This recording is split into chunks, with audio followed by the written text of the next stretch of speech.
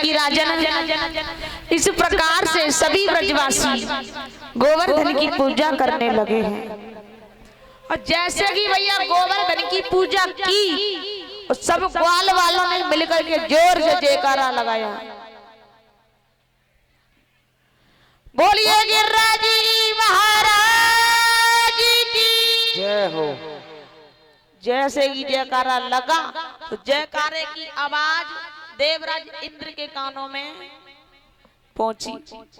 और जैसे कि देवराज इंद्र ने सुना तो इंद्रदेव कहने लगे, क्यों भैया ये आवाज, और वो भी ब्रज के अंदर, ये किसकी है? उसी समय देवर्षि नारद पहुंचे। नारायण नारायण नारायण। देवर्षि इंद्र कहने लगे हैं, देवर्षि आप तो जानते हो, क्योंकि आप तो भ्रमण करने पर रहते हो, आपको ये भी पता होगा ये जयकारा किस बात का लगाया है। तो देवर्षि नारद ने भी कह दिया कि इंद्रदेव तुम्हें अभी पता नहीं है, तुम्हारी पूजा युगों युगों से होती आ रही है ब्रज के अंदर। आज उन्हीं ब्रजवासियों ने तुम्हारी पूजा को बंद कर दिया और गोवर्धन की पूजा शुरू कर दी।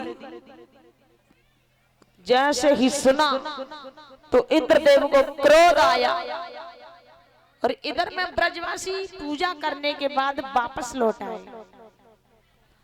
अब इधर में देवराज इंद्र क्रोधित होने लगे और उसी समय क्रोध में आकर के मेघमालाओं को आदेश दे दिया कि जाओ पूरे ब्रज में इतनी वर्षा कर दो कि पूरा ब्रज बह जाए।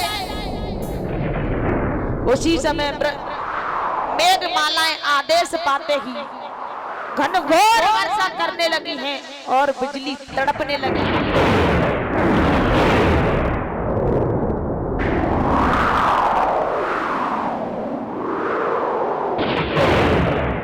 जैसे कि वर्षा होने लगी, आंधी भी चलने लगी है। अब तो सभी ग्वाल वाले घबराने लगे, भैया इतनी वर्षा हो रही है, सभी घबराने लगे हैं और कहने लगे कि लाला हमारी रक्षा करो। कोई को कह रहा कि हमने पहले ही मना किया था कि आप इंद्र की पूजा को मत छुड़वाओ, लेकिन लाला ने एक नहीं मानी। लाला अब हमारी रक्षा करो। वर्षा होने लगी तो लाला भी कहने लगे कि भैया जिसने तुम्हारा भोग पाया है, जिसने तुम्हारा भोग पाया है वही तुम्हारी रक्षा भी करेगा। चलो गोवर्धन महाराज आपकी रक्षा जरूर करेंगे।